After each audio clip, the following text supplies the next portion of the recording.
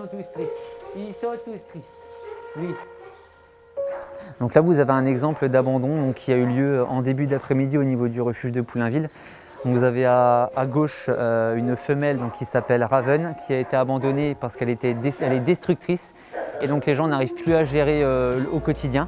Et donc sur la droite, vous avez Isabelle qui a été également abandonnée. Seulement là, c'était un problème avec le voisinage. Et donc on peut voir un petit peu dans quel état sont les chiens juste à la suite de leur abandon, parce que ça s'est passé il y a à peu près une petite heure.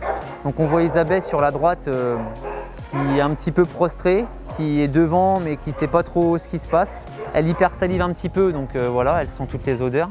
Et ensuite on va dire, si on comparait, on a Raven qui tolère pour le moment un petit peu mieux puisqu'elle reste alerte.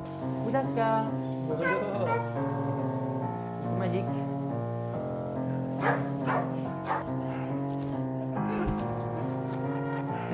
Nous avons 2 paniers.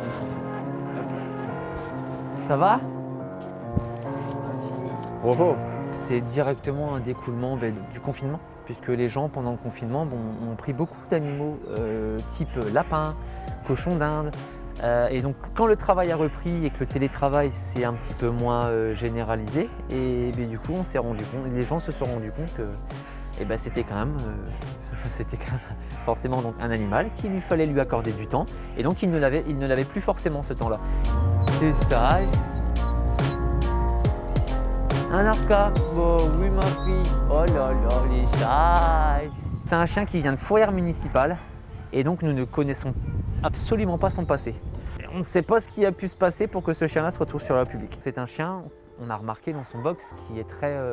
il ne veut pas rentrer à l'intérieur. Toutes les nuits, il préfère rester dans sa courette. On lui a laissé les 2 parcs qui sont attenants au niveau du bâtiment, avec 2 grandes niches pour s'abriter, etc. Forcément de l'eau à disposition tout le temps. Et donc ce chien-là est H24 dans ces 2 parcs.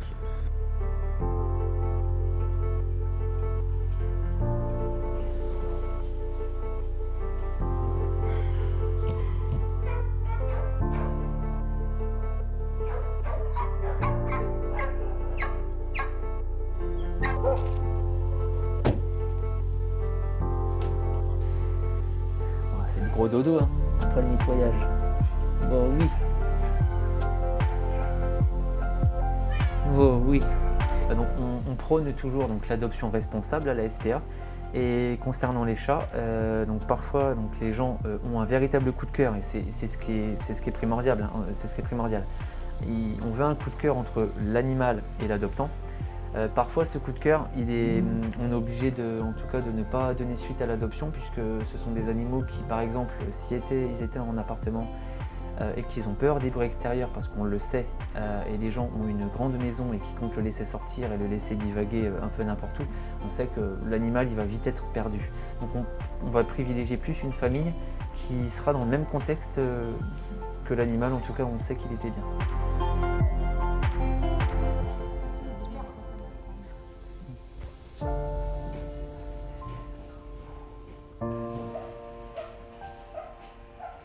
Tout ce qui est chat et chaton, on va dire que c'est toujours pareil au niveau de l'été. On a vraiment, à partir du printemps d'ailleurs, on a vraiment des vagues de chatons qui nous sont déposés, directement liées à la non-stérilisation. Et à la stérilisation, ça évite que malheureusement on retrouve des petits chatons sur la voie publique.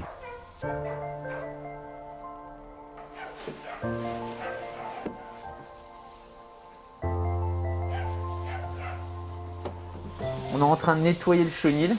On mettra un désinfectant, puisque ces animaux-là, en tout cas, là où je suis, ils sont malades et il faut absolument désinfecter la surface. Donc si l'animal est malade dans un chenil, il va forcément rester plus longtemps chez nous, puisqu'il va falloir qu'il soit soigné.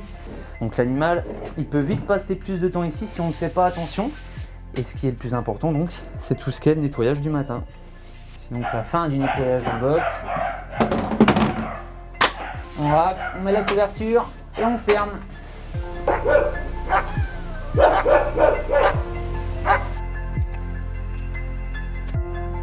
Ah bon. Pour le nom de la couleur, c'est du...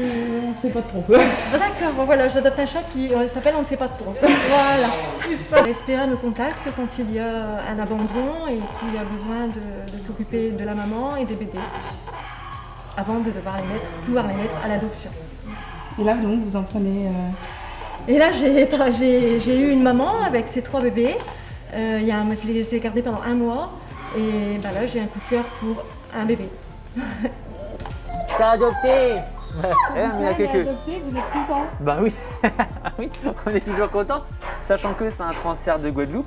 Et donc nous ici, elle est arrivée donc jeudi dernier. Et bon, elle n'a pas posé.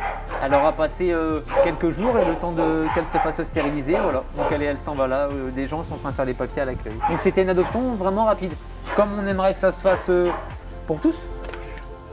T'es content, Titi? Eh, oui. Ah, tu vois pas grand chose à ton entourage. Elle avait une laisse et un collier ou pas du tout? Ouais.